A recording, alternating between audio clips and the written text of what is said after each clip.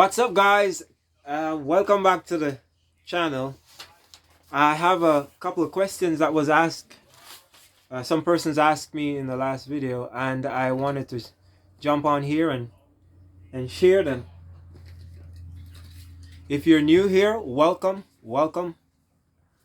Um, Join us by subscribing, because we are gonna have a lot of good stuff coming your way shortly after this.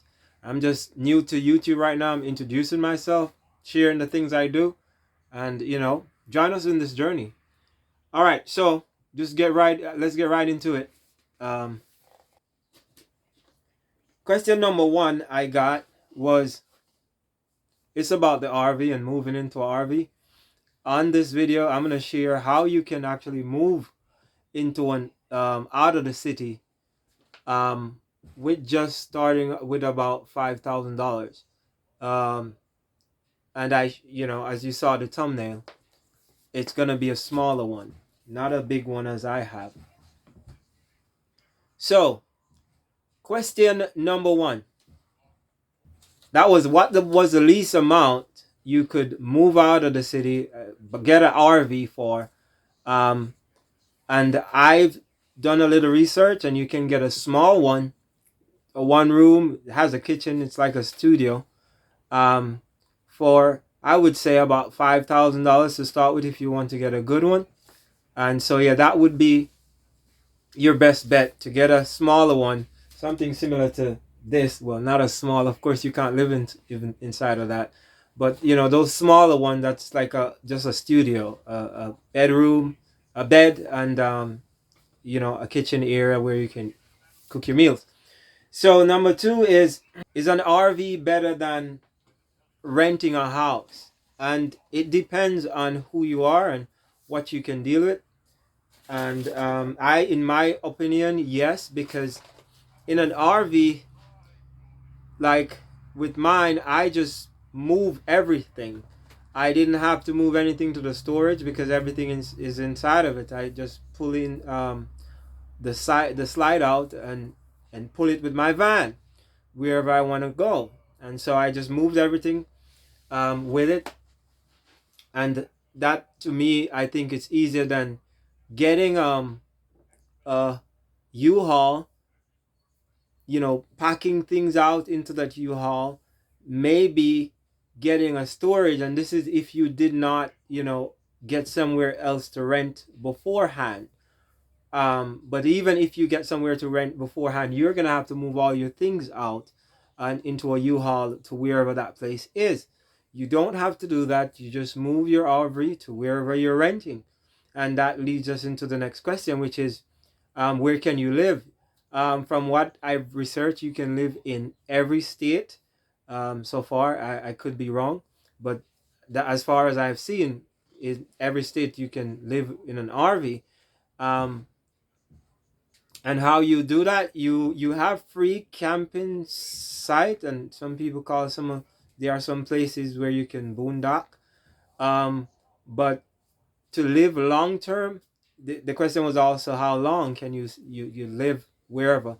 There are places that rent, sites for RV, for just like a normal house you would rent, and yearly, yeah, is what I wanted to say. Some people rent monthly, some rent monthly and yearly. And so I'm right now on a spot where we're here for about 2 months now. And you know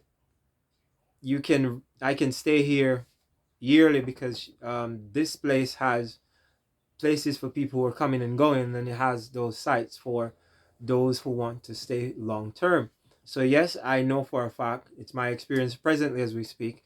um they something I want to throw in here too is, you're not stuck where you live in an RV.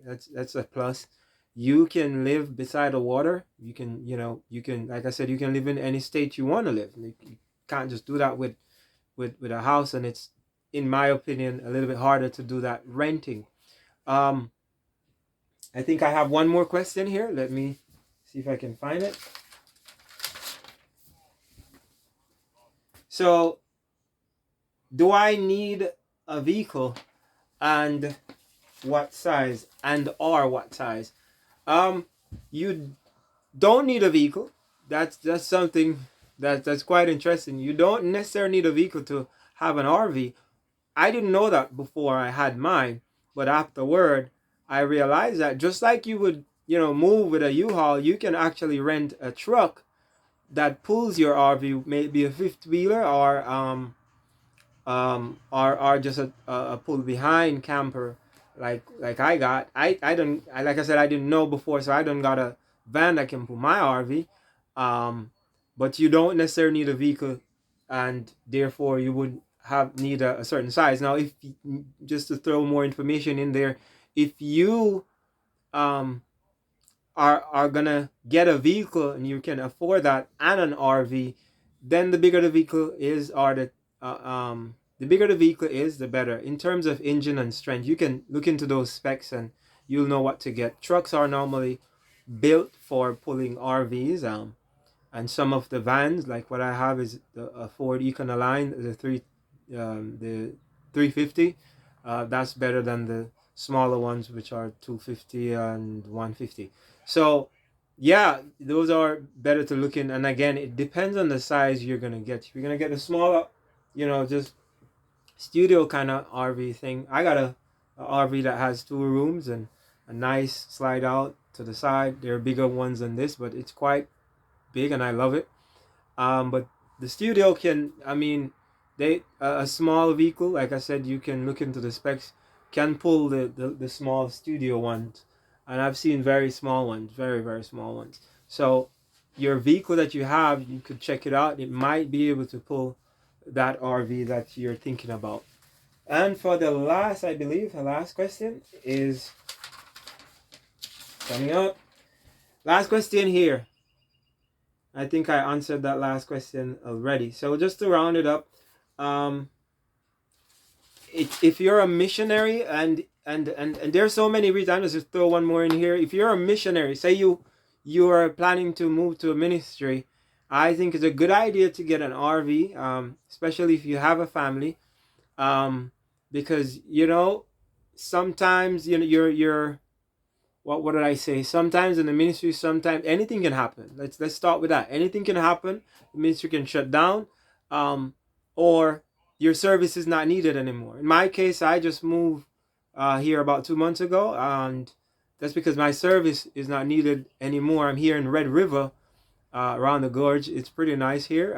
I was with Red River Outpost at that time when I went there for a year. They needed construction, and now they're downsizing or kind of stepping back and looking at the sanitarium for now, so they didn't need construction anymore, and so I had to leave. So but if I did not have an RV, it would have been hard. And I've personally seen cases where person's service are not needed anymore, or other reasons why they had to leave the ministry, whatever ministry that is. And therefore, in those cases too, it can be rough, and it has been rough on some persons, um, but it could be better if you have a moving home, so to speak. So if you're thinking in that line, it's something you can invest in, and it's for me, it's the way to go right now. And I hope you enjoy this video. Like it if you did, and the next videos that I'm gonna put up are gonna be videos of how to show you how I actually am able to live anywhere, because of the skills I got, which you can learn pretty quick. It doesn't take as long as the schools may have taught you, and many people might say. It's very easy. You can learn a skill in a day, in my opinion. Um, but I'll have some skill, I wouldn't say training, but just teaching for free here, how you can learn a skill in 7 days at least.